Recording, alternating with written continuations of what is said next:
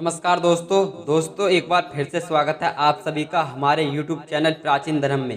दोस्तों, अगर हम राधा जी की बात करें और श्री कृष्ण का जिक्र ना हो, ऐसा तो संभव ही नहीं है, क्योंकि राधा और श्री कृष्ण हमेशा से एक दूसरे के पूरक रहे हैं और एक ऐसे आत्मिक प्रेम की मिसाल हैं जो भौतिक सुकून से बहुत बढ़कर है। यूं तो राधा श्री कृष्ण का प्रेम आनंदिक काल से चला आ रहा है, पर द्वापर युग में जब भगवान नारायण ने कृष्ण रूपी अवतार लिया तो संसार को प्रेम का सही अर्थ समझाने के लिए श्री कृष्ण की ही एक अंश राधा ने यमुना के तट पर रावल गांव में ब्रजभान और कीर्ति के यहाँ जन्म लिया और श्री कृष्ण के प्रेम की कहानी शुरू हो जाती है।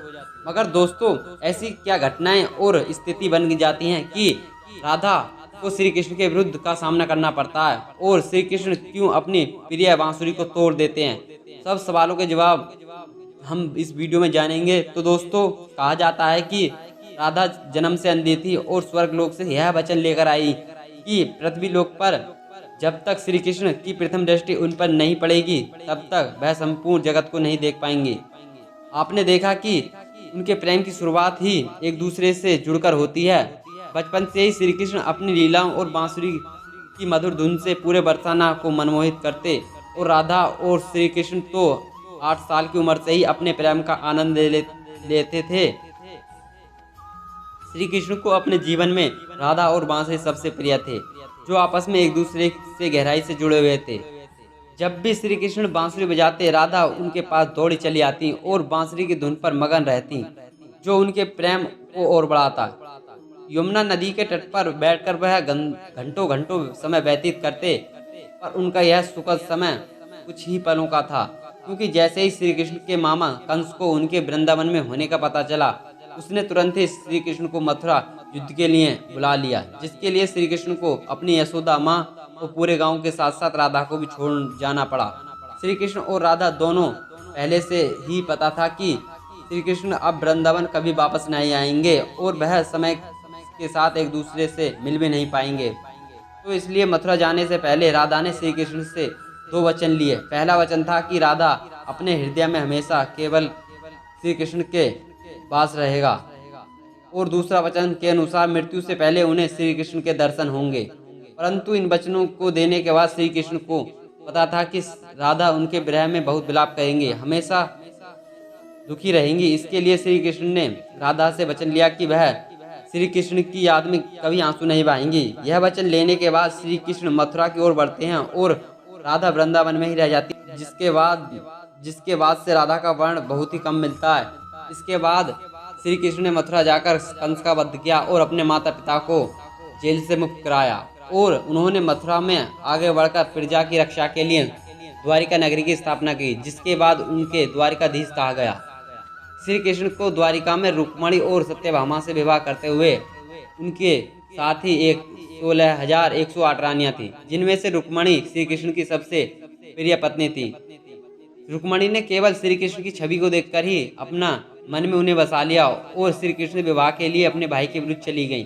प्रेम पत्र के माध्यम से श्री कृष्ण को बुलाकर और उनके साथ भाग गईं। फिर उन्होंने श्री कृष्ण के साथ द्वारिका नगरी में सुखपूर्वक अपना जीवन व्यतीत किया और श्री कृष्ण भी अपनी देवियों के कार्यों में लीन हो गए। दोस्तों, आजकल तो हम भौतिक विवाह को ही सच्चा प्रेम के माध्यम से मानते हैं, पर राधा और श्री कृष्ण तो एक ऐसी मिसाल है जिन्होंने कभी विवाह ही नहीं किया, केवल अपने मन और हृदय से एक दूसरे को प्रेम किया और इस सच्चे प्रेम से एक दूसरे से हमेशा बंधे रहे।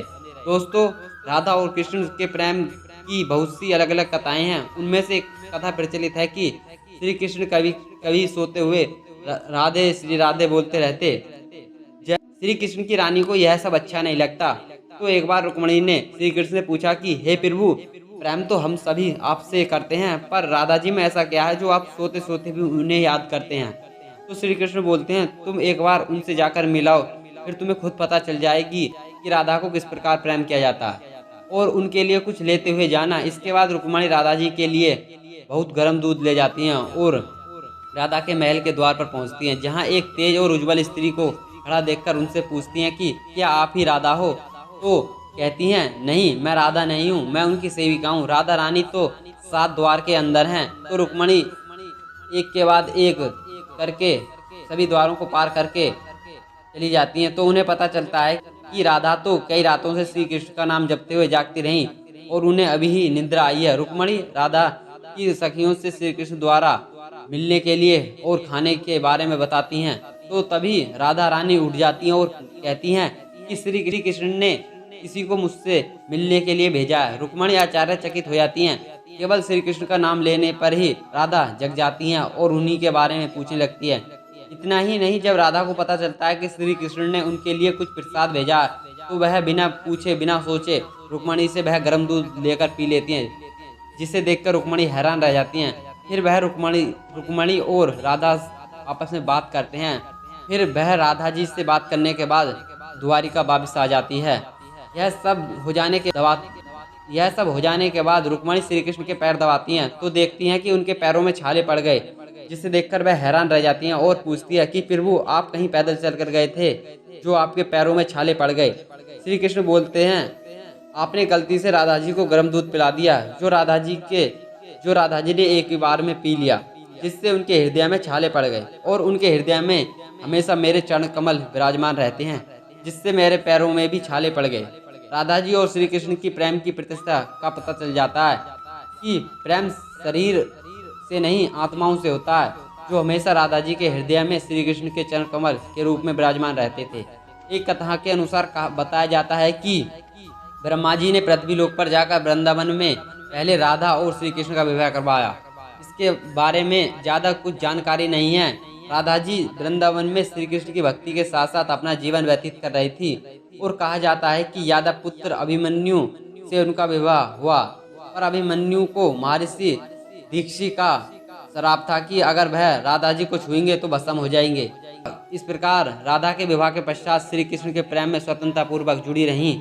बहुत वर्षों के बाद जब राधा अपने वैवाहिक जीवन को बहुत अच्छे से निभा लेती हैं और समस्त जिम्मेदारियों से मुक्त हो जाती हैं, फिर तो वह श्री कृष्ण के पास द्वारिका चली जाती है। द्वारिका पहुंचने के पश्चात राधा और श्री कृष्ण आपस में मौन रहते हैं और मन की अभिव्यक्ति से घंटों एक दूसरे से बात करते हैं। श्री कृष्ण के अलावा द्वारिका में राधिका को कोई और नहीं जान पाया। फिर श्री कृष्ण ने राधा को महल में निवास करने के लिए कहा और श्री कृष्ण ने उन्हें अपने महल में देविका के रूप में नियुक्त किया, जिससे राधा महल में काम करने के लिए साथ साथ उनसे मिल लेती और प्रेम पूर्वक बातें करती। श्री कृष्ण को कार्य में व्यस्त रहने की वजह से राधा जी अपने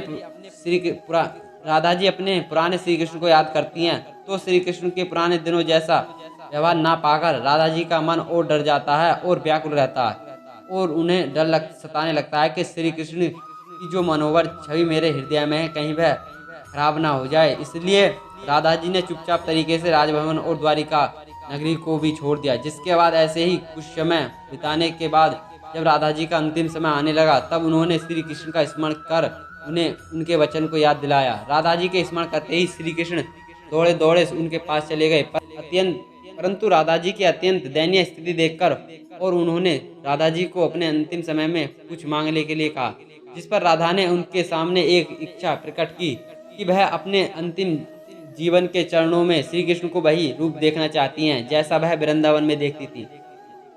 वो उन्हें बांसुरी की मीठी धुन बजाते हुए सुनना चाहती हैं। तो राधा जी की इतनी बात को कहकर श्री कृष्ण मीठी आवाज में बांसुरी बजाने लगते हैं और बांसुरी की मीठी धुन सुनते राधा और श्री कृष्ण की आंखों में प्रेम के आंसू बहने लगते हैं। इतने में ही बांसुरी की आवाज़ सुनते सुनते राधा रानी ने उनके सामने ही प्राण त्याग दिए। इसके बाद उनकी मृत्यु से श्री कृष्ण विचलित हो जाते हैं और उन्होंने अपनी प्रिय बांसुरी को तोड़कर फेंक दिया। तो राधा जी की मृत्यु के साथ ही उन्होंने अपनी बांसुरी को तोड़कर फेंक दिया और हमेशा के लिए उससे मुख मोड़ लिया क्योंकि बांसुरी और राधा से उनका एक अद्भुत रिश्ता था। इसलिए राधा की मृत्यु के पक्ष में श्री कृष्ण ने अपने शेष जीवन में बांसुरी और अन्य वाद्य पदार्थों को हाथ ही नहीं लगाया। तो दोस्तों, श्री कृष्ण और राधा की प्रेम कहानी के लिए कहा भी जाता है कि एक प्राण देही राधा संग स्नेही, जिनके शरीर बस अलग अलग थे और आत्मा एक ही थी। तो दोस्तों, कैसा लगा यह प्रसंग हमें कमेंट करके जरूर बताएं। अगर वीडियो पसंद आए तो वीडियो को लाइक करें, चैनल को सब्सक्राइब करें और अपने मित्र बंधुओं के साथ शेयर करें। मिलते हैं किसी नए टॉपिक पर, तब तक के लिए जय श्री कृष्ण।